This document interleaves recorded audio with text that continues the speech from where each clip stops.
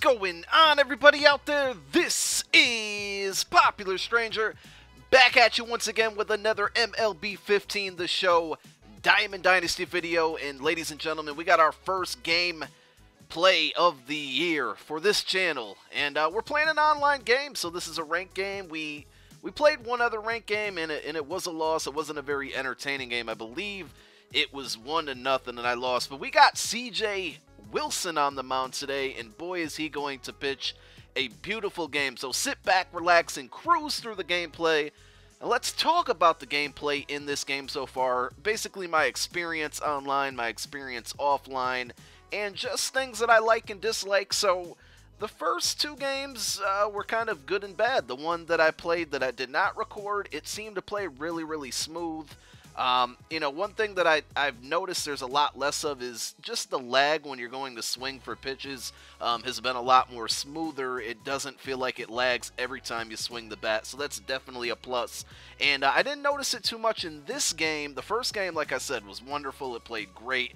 This game had some weird things going on, some quick lags, some strange things, kind of like the outfielder right there, just kind of stuttering, and then this guy getting frozen. So you'll see some weird things like that during this gameplay, but it seems like it's improved from last year, which, you know, is, I guess, saying a lot, because last year was pretty brutal. This is kind of why I gave up on this game, just because of the online play. I still don't understand why this thing can't function as smooth as, you know, games like Madden, and, well, I can't really speak for 2K because I don't play it, and I've heard the servers are pretty awful, but I just don't understand how it can't function so smoothly. I mean, it's the, you know, the only baseball game out here that's a good baseball game, and I just wish, you know, from year to year that they could improve the online play. It just seems like that is a big complaint for all players year to year to year. But this year, it's so far so good. Just a few hiccups here and there. Some things that they changed just on the screen wise that I really do like is the base running icons. You know, I already know how to round the bases and control my base runners and things, but if you look up in the upper right hand corner, when you have a base runner, it kind of shows the buttons to which base it's associated with. Now, you know, it's kind of common sense that the controller buttons are shaped in a diamond, so are the you know, the bases, but I just think it's cool that they laid it out there. One thing that I don't like about the base running is the actual base runner appears to be white. His circle is white and the bases are white, so they just really don't mix together. You know, the base runners should probably be a different color, because when you see a guy on the base, not that I can't see it, but some other people may not to be, and it just can be confusing sometimes when you're looking really quickly at it. So that's something I wish that they would change. I don't know if they will. The presentation of the game is really nice, and for somebody like myself, a YouTuber who's, you know, putting out these videos, I really can appreciate stuff like that, because it kind of makes me easier to transition innings. You know, when the screen's not just loading up to the next inning, there are some type of cutscenes and things like that. So the presentation is really nice. It's going to make me be able to edit videos the way I want to and make them look a little better than they did compared to last year. So like I said, that's something that I really do like. Another thing that I like, just kind of lineup wise, is the random pitcher selection. So if you don't know, basically you have 5 pitchers in your starting rotation, and it doesn't appear that fatigue sets in at all.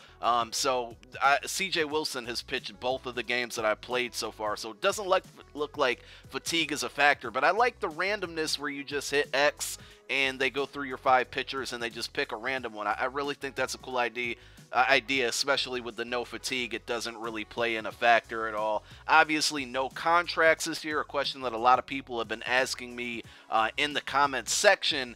No comments, or no contracts this year, so once you get a player, you get to have him for basically ever. And here was one of those really weird moments. I don't know what happened right here. All of a sudden, the next screen comes and my guy was out, so no run there. But yeah, no contract, so you get a player, you get to keep him.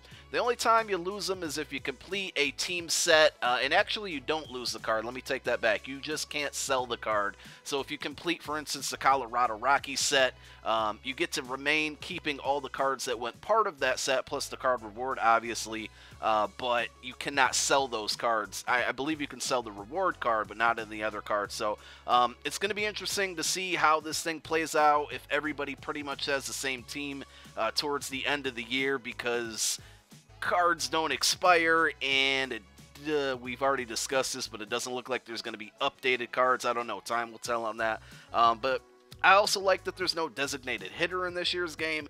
Everybody is pretty much the same, so your pitcher is going to bat, and, you know, it just makes things uniform and complete. I mean, I know there's the differences in the AL and the NL in real baseball, but I just like that everybody has the pitcher hitting. Just makes things less complicated in my idea. So, you know, the jury's still out on this game. I still got lots and lots of gameplay to rack up, but I'm really looking forward to just doing everything this year, man. I have so many really big plans. You know, I mentioned in my lineup update that I'm going to do a bunch of different teams and themes for my teams. I'm also going to give you guys at certain points this season chances to basically pick my lineup and, you know, maybe have somebody pick my lineup every week. You know, a subscriber can, I'll talk about it more in detail, but I got like a pick my lineup type series in plans. We're going to do this week in Major League Baseball, something I did last year that a lot of people enjoyed. So the season kicks off tomorrow, man. Baseball starts tomorrow, folks. I can't wait. I'm really hyped. So we get a Sunday night game, and then all the games are on Monday.